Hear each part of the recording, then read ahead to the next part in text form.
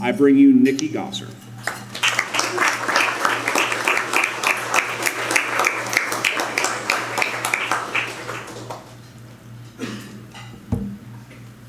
Thank you so much, Paul, and GRNC. I thank you so much for having me here to speak with you about the importance of our Second Amendment as a victim of a violent crime. My name is Nikki Goesser, and I'm from Nashville, Tennessee. Back in 2009, my husband, Benjamin Goesser, was shot 6 times right in front of myself by a man who had been stalking me right in the middle of a busy restaurant. This restaurant just so happened to serve alcohol.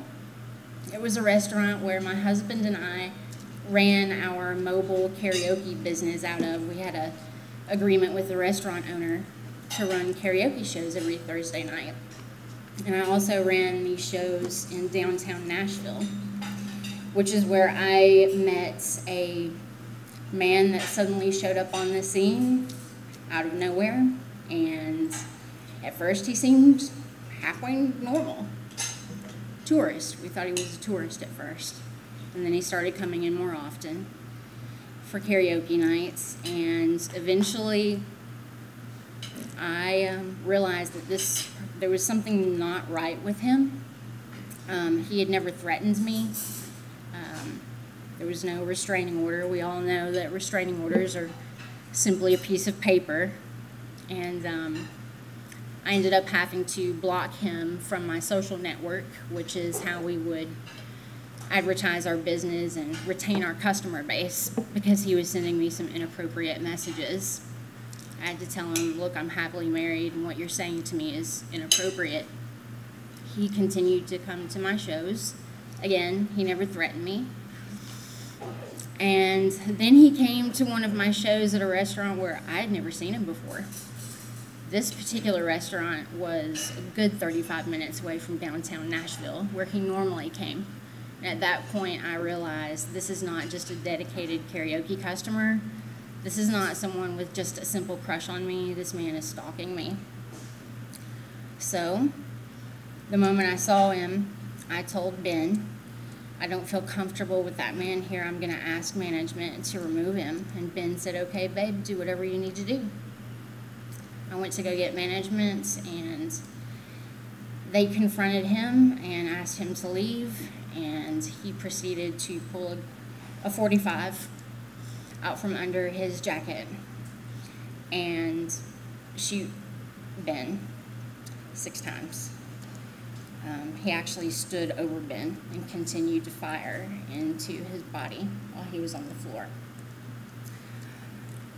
I was a handgun carry permit holder at the time. I still am. But because of Tennessee state law at that time, I had to leave my permitted legal handgun that I normally carried for self-defense locked in my vehicle. I followed the law. The man that was stalking me did not have a handgun carry permit. He was not following the law. Murder is already illegal. And, the law did nothing to stop him. People with evil intent could care less about a law. It's those of us that are law-abiding that care about the law. Obviously, my life has been changed forever, losing Benjamin to that type of violence, but it's violence. I get tired of hearing people talk about gun violence. Let's talk about violence. I never blamed the gun. I blamed the murderer, and to tell you the truth, I blame legislators that prevented me from being able to carry where I needed to so I could protect my husband and I. It is my firm belief that gun-free zones are killing zones or criminal protection zones. It's where people that want to do evil can harm or kill, knowing that no one there can stop them. We've all heard the saying, when seconds count, police are only minutes away. Well, I can tell you that it's true. I don't blame the police. I have a huge amount of respect for law enforcement. But even law enforcement knows that they can't be anywhere and everywhere at any time. Those police officers came on the scene within 3 minutes of the 911 call, I've been told. And they were there in enough time to put up the crime scene tape and take pictures of my husband.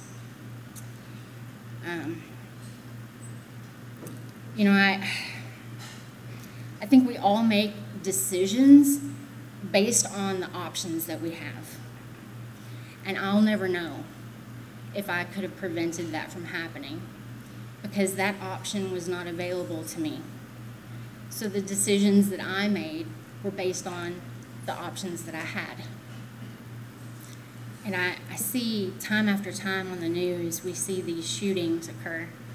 And the one thing the media will not tell you, the majority, if not all, of these shootings occur in gun-free zones. They're places where these evil people know no one can stop them. They know it. That's why they go there. They want to get that higher body bag count. These are very sick, demented, evil people. They exist. I don't think anyone actually ever believes that this type of violence can happen to them. I had my handgun carry permit. I went through my training. I tried to be prepared. I never looked at it as being paranoid. I looked at it as being prepared. And it happened to us. And I don't want you to be paranoid. I simply want you and your family to be prepared, because you never know when evil is going to choose to pay you a visit. Evil can strike anywhere, no matter where you are. And the question is, will you be prepared to stop that threat? Those valuable seconds when that event is happening is when it needs to be stopped, before that evil person can harm more innocent people. I worked really hard after Ben's murder with Senator Doug Jackson in Tennessee. He was actually a Democrat. He was the sponsor of the restaurant carry bill. I got on the phone with him and told him everything that had happened. And he invited me to the Tennessee State Capitol on the Senate floor to sit with him while he told my story. And they ended up passing the restaurant carry bill. In the state of Tennessee now, you can carry in restaurants that serve alcohol as long as you're a permit holder, as long as you are not drinking any alcohol, and they're still allowed a posting provision if they choose to. I personally choose not to go to those places. If you're not going to allow me the ability to protect myself, and you're not going to protect me either, well, I have a problem with that. I don't want to give them my money. I actually have these little cards that I carry around with me that tell them, your gun-free zone it's a false sense of security. You have to really stop and ask yourself, who's most likely to follow their silly rules, Someone that wants to harm people is not going to care about that sign. It's a false sense of security. I also went and testified before the Ohio legislature, their House and Senate, and they now have the restaurant carry law. And then I submitted my written testimony here to your North Carolina legislators, and now you have restaurant carry. Despite what the media would have you believe, and I know you all saw it on the news, they kept saying that it would be the OK Corral. It would be the Wild West. There would be blood running in the streets. They said it in Tennessee. They said the same thing in Ohio. They said the same thing here. And guess what? It never happens. But it's funny, the media doesn't want to go back and talk about how very wrong they were.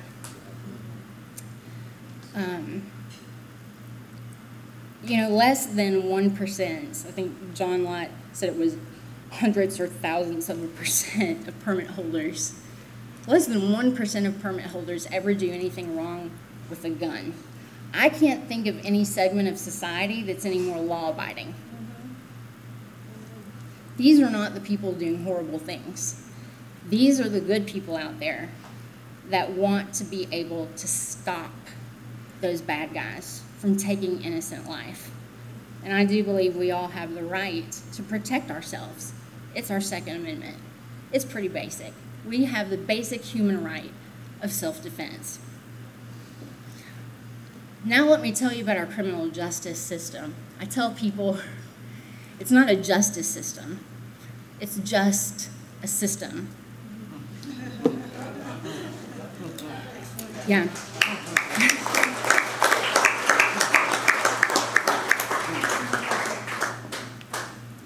It took about 3 years for my husband's murderer to finally stand trial.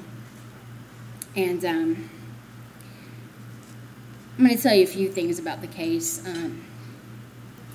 When the police searched his vehicle, his truck, that night, they found 2 more guns, a shotgun and a rifle, a baseball bat, binoculars, gloves, rope, and a knife.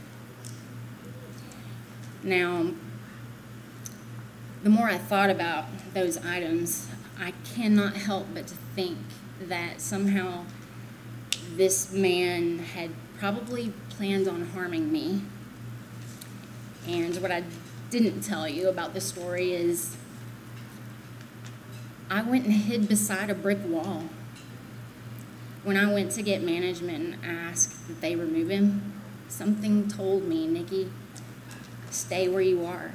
Don't let him see you. Don't let him see where you went. Let management handle this. That was my option, to hide. And there's some survivor's guilt in that I'm the one that lived and Ben died. But it's a pretty serious situation that could happen to anyone. I want you to know that judge, number one, it was an insanity defense. That seems to be the go-to defense these days, insanity. The judge dropped it from 1st degree to 2nd degree. And that man is going to get out of prison. They gave him 23 years. He's already served 5. So, one day, I'm going to have to deal with this person that took the love of my life away from me, out free. And he's a very, very dangerous person. And that's what the criminal justice system has done. And I think it's pretty pathetic. So, it is, yeah. Don't rely on 911. I'm not saying you shouldn't call 911, but I think that you should be prepared to protect yourself first, and then call 911, because it might take a while before they get there. And certainly, you can't rely on our criminal justice system. You can't rely on the criminal justice system at all. And I would just tell you to protect yourself and your family and really think about who you're voting for. The first thing I care about is how they feel about my basic human right of self-defense, because that tells me everything else I need to know. Our Second Amendment, that's the one right that protects all others. And if they're not good on that, I can assure you, they're not good on anything else. Thank you so much.